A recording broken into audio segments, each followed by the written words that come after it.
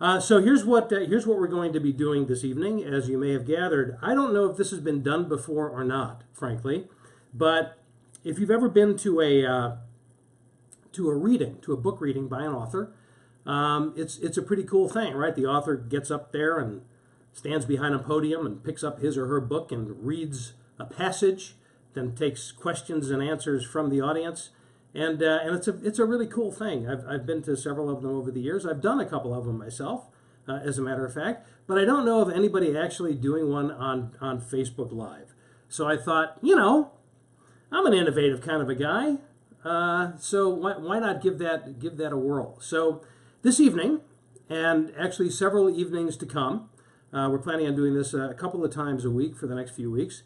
I'm just going to read an excerpt from my third book, Greater Than Yourself, and then I'm going to give you a little bit of commentary on the thinking behind that particular passage, and just a little bit of color, call it color commentary, and I will do my best, which frankly isn't saying a whole hell of a lot, to look at your comments. If you have any comments or questions, I will try to respond to them, and if not, hopefully I can just, pick it up psychically somehow and comment in a way that fulfills your need. This book has been on my mind lately because it is just about to come out in a new edition. So it's published by, well, what you see on this is the older edition. Yeah, you see that the publisher is Doubleday.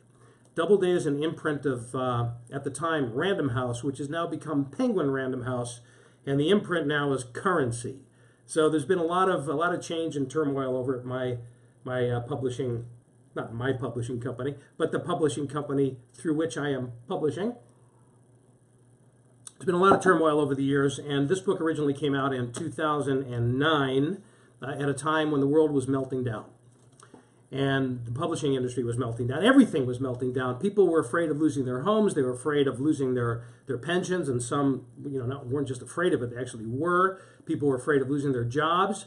And the theme in Greater Than Yourself is a paradox, which is that the greatest leaders become the greatest leaders by making others greater than themselves. So the call to action in here is to reach out to other people, to lift them up above yourself. And I came out with that book at a time when people are worried about their own lives. So at the time where people's worlds were melting away in front of them, I came out with a book that said, you should help people. So it didn't have quite the launch, given all those circumstances, didn't have quite the launch that it could have. And so as a result, my publisher, my editor at Penguin Random House, a guy named Roger Scholl, he and I were talking one day, and he said, why don't we just release a new edition, kind of freshen it up a little bit, push it back out there, and get some new eyeballs on it. So I'm really happy that is about to happen. Tonight, I'm going to be reading to you from the old version of the book, which is almost identical to the new version of the book. So that shouldn't matter. These books that I write, that I've written so far, are novels. They're stories. They're parables. So in putting out a new edition, I don't really want to go back in and change the story. I don't think there's any law against it, but it seemed kind of weird. So instead, we have a new foreword by my friend Zach Slobin, who I'll tell you more about later on, and a new afterword by my friends Alan Daly and Neville Bill Moria, giving some of the science behind GTY. So there'll be some new stuff in it. So tonight, I'm going to read you a little passage from the story, and then I'm going to comment on it, as promised. But first, let me set the context a little bit. I'm going to assume that you have not read this book before. Even if you have, I hope this will be deeply entertaining for you. But if you haven't, let me give you the context. So as I said, it's a story, it's a novel. And this particular story begins with me. It's my story. Why shouldn't it begin with me? Actually, what you need to know is that I tell my stories in first person. So I am the narrator of my own story. I'm a character in my own story. I'm a character outside of my own story too, come to think of it. But the books really are a way, they started out as a way for me to have a conversation with myself through these other characters who are, for the most part, made up. So they are fictional characters, composites of people that I know, but fictional nonetheless. And in my interaction with these characters, I learn about the principle, the particular principle at hand. In this case, greater than yourself, or GTY, as I like to call it for short. So this book begins with my buying a used guitar, finding a note in the case of that guitar, which is a note from a teacher, a guitar teacher, to his student. And it was kind of tucked in the lining of the case.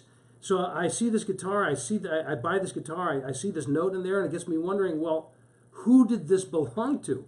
And why, you know, this note sounded like there was an amazing relationship between teacher and student, so why did the student ever give this guitar up?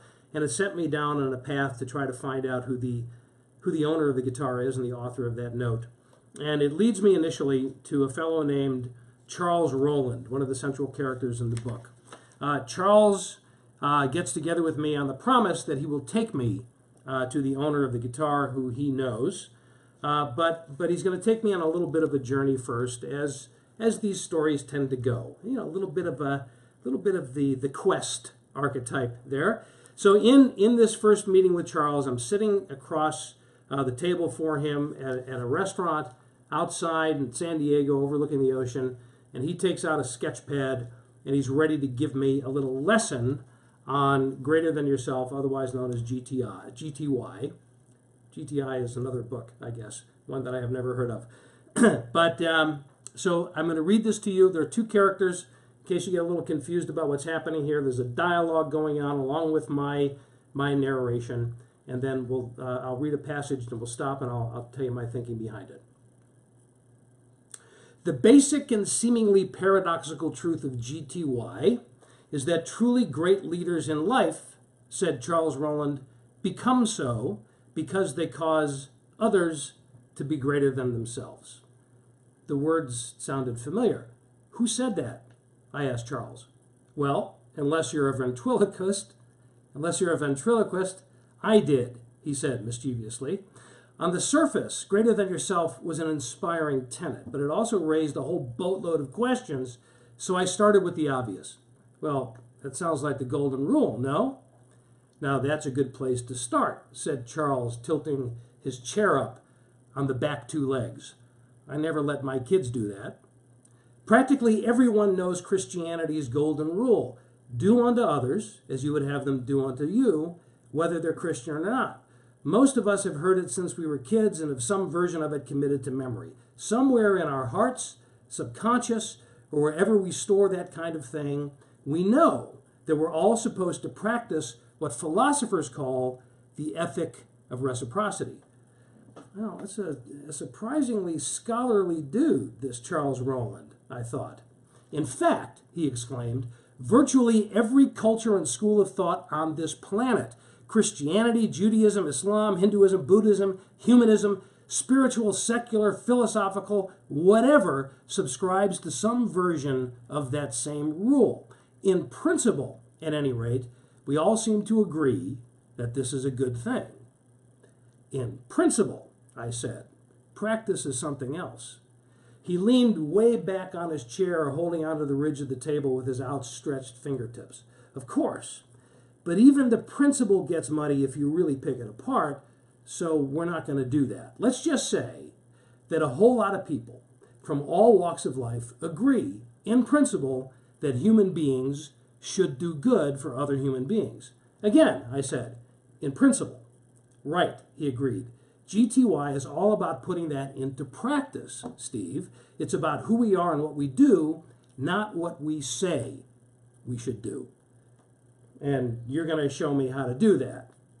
I want you to consider what would happen if you held yourself ridiculously accountable to the letter of the reciprocity principle, he said as he let his chair down on all fours and leaned across the table. Excuse me. And not just in your community service or volunteer endeavors, Steve, but in your day-to-day, get up and feed the kids, go to work, get yelled at, go for a run at lunchtime, come home, feed the kids, watch American Idol, go to bed kinds of routines. Can you see yourself doing that? I didn't answer, but he didn't wait for me anyway. And what if we all did? Wouldn't that be something? Well, yeah, I said, of course it would, but yes, it would. All of us practicing some version of the golden rule throughout the day. Imagine how the customer service experience would change. Imagine what our teams at work would be like, our company's cultures, our family's dynamics. I mean, really stop and imagine it. And it's pretty clear why the golden rule and its cousins have been an ideal throughout the ages and across the globe. Downright utopian, wouldn't you say? Well, yes. I allowed myself the indulgence of imagining such a world. I would say so. So, pardon me for sounding insensitive and more than a little bit blunt, but it's not going to happen, he said sternly. Not ever. Not on this planet. So, what's your point? I said. All of us is just too idealistic an expectation.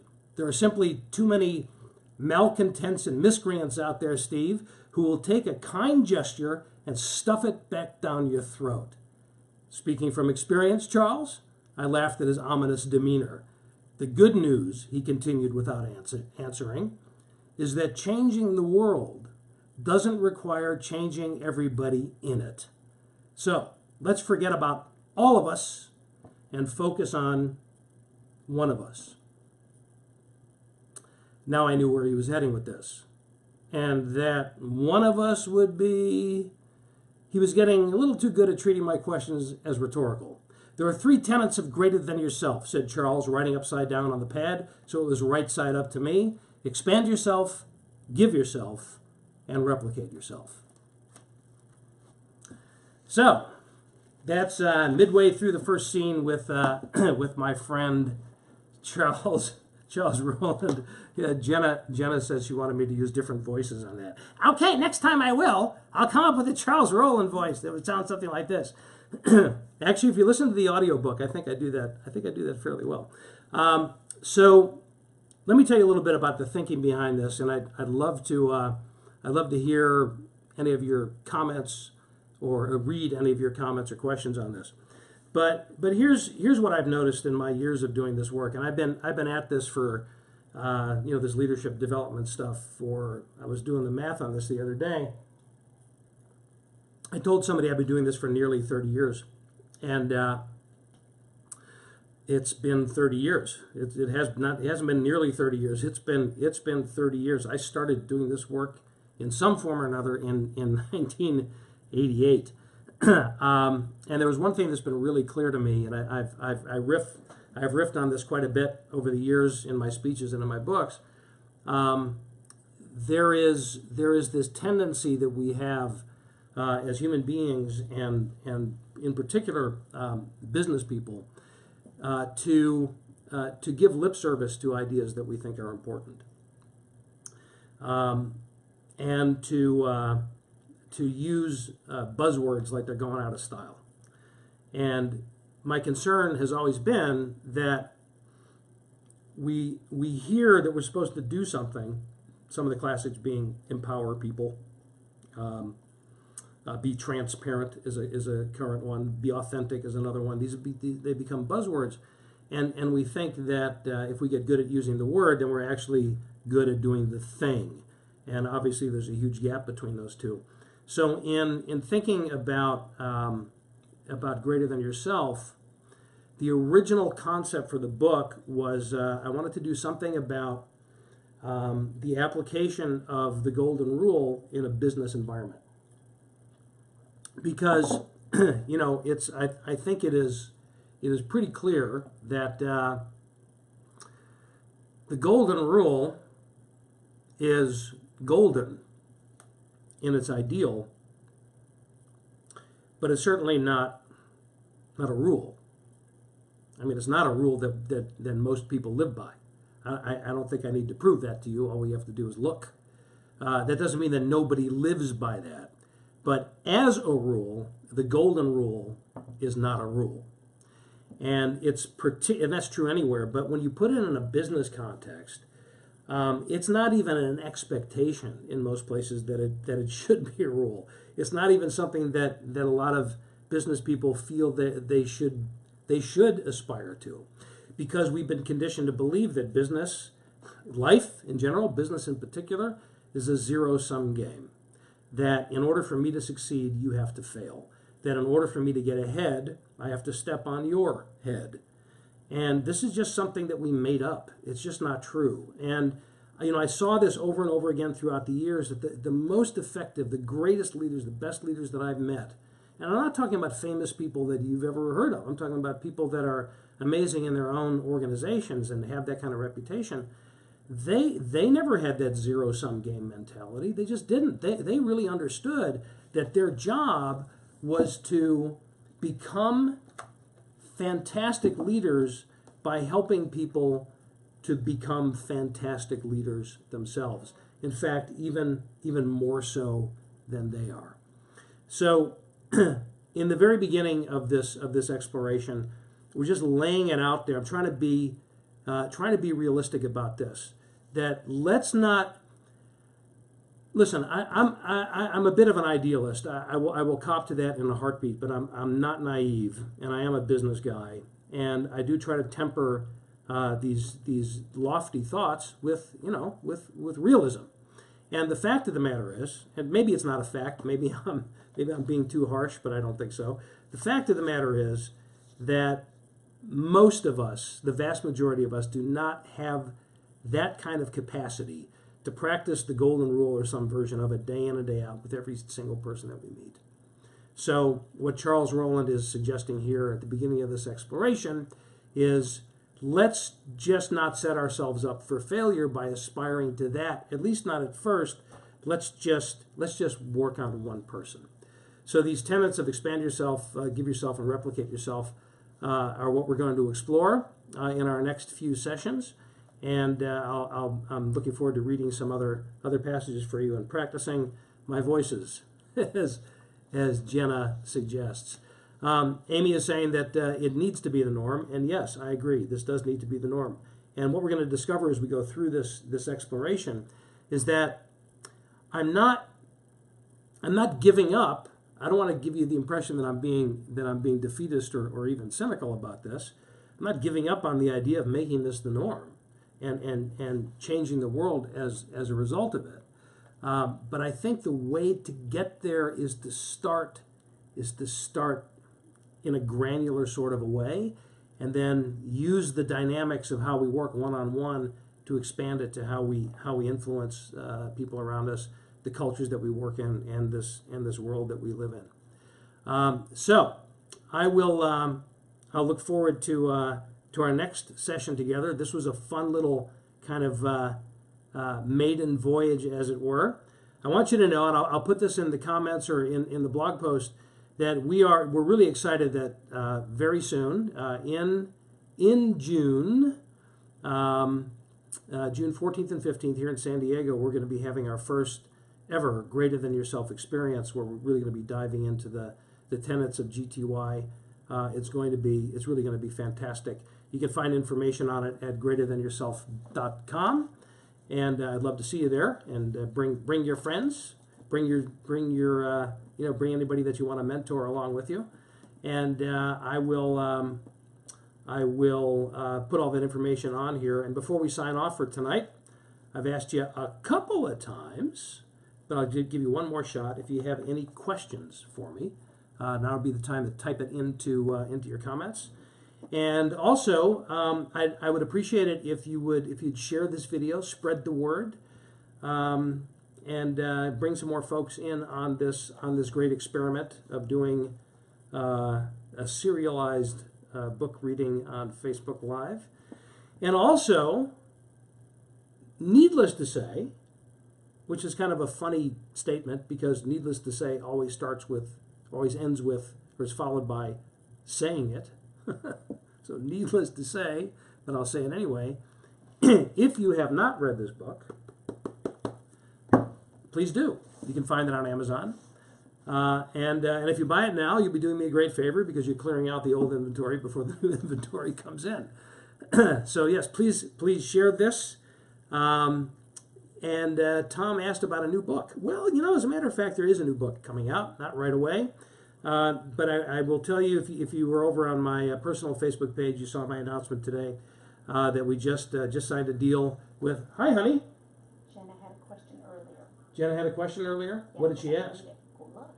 Oh, she's making me go look. So McGraw-Hill is publishing my new book. It's Love is Just Damn Good Business is the title. We are just finishing the deal now, and it will probably come out in the end of 2019, I'm guessing. So first thing is the re-release of GTY, then Love is Just Damn Good Business, a lot going on. My wife just came in and told me to go back and read Jenna's question, which I shall now do. She says, I believe you can aim to change the world and focus on one person at the same time. Don't you think most people focus on one or the other? That's a damn good question. And I think the answer is yes. I think there are people who are very much, as I like to say, capital W world focused. And have very big ideas to solve the world's problems like hunger and lack of great water and all those noble causes, eradicating disease, eradicating cancer. And God bless them for it, and God bless you for it if you are one of those people. A lot of times when people are focused on the capital W world, ironically, they tend to forget about the small W world that's going on right under their noses, the people that they work with, the people in their community and their families. So oftentimes we find, really big visionaries sacrificing personal relationships in order to make that capital W world vision happen. And conversely, people that rule themselves out of changing the world, with a capital W, and just focus on the people in their immediate personal lives, lose sight of the fact that has an impact on the capital W world as well. So we could and should do both at the same time, and I think the magic happens when we can create the connection between the two, when we can have our eye on the future, on the grand vision, and our feet on the ground, and be more focused at the same time. Is kind of like bifocal vision, far vision, and near sight and near vision. My friend, the late great Oren Harari, used to talk about this kind of bifurcated vision a lot, a grand vision of the future and a sharp focus on the present simultaneously. How do CEO execs react to using the word love when it comes to business? Thank you, Laura. Well, you'd be surprised, perhaps, to hear that there's really not a lot of resistance to it. Again, we're conditioned to believe that love has no place in business, but at the same time, we all want it in our lives. So it's really just a matter of showing the connection between cultivating love in the way that we work and how that translates to the bottom line. So I'm pretty good at doing that, and I can make the case very quickly right now. And GTY falls right into this, by the way. If we want a competitive advantage, our customers need to love what we do for them. That's business. That's just the way it is. That's where our competitive advantage comes from, and where all the payoff of being business people comes from, like people spending more money. Satisfaction is not enough. People need to love what we do for them. If we buy that, and any business person worth his or her salt buys that, then the question is, how do we create that experience for customers in a sustainable way over time? We need to create an environment that people love working in. And the only way to create an environment that people love working in is for us as leaders, as business people, as entrepreneurs, wherever you are in that spectrum, to create is for us to love our work and the people that we work with ourselves first.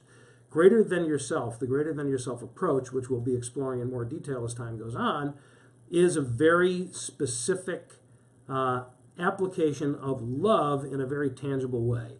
If I love you, I'm going to do what I can to lift you up. I'm going to do what I can to raise you up above myself. And if I can make that the cultural norm, it's going to create an environment that people love working in, and our customers are going to feel that. So it's all of this ties together. Love is the foundational principle here, if you're familiar with the LEAP framework, it's love, energy, audacity, and proof, which I've spelled out in just about everything that I've done, including the book, The Radical Leap. Think of that as the framework, the operating system. And you can think of greater than yourself as one very specific, very powerful application of the LEAP framework. So that's what we're exploring here together. Thank you, Judy. It's a critical piece of success in business. We live it every day thanks to your inspiration. Why, thank you. Why, thank you. I've learned just to say thank you to that kind of thing over the years. Okay, my friends, thank you for tuning in. I love you, and I'm looking forward to our next little bit of time together.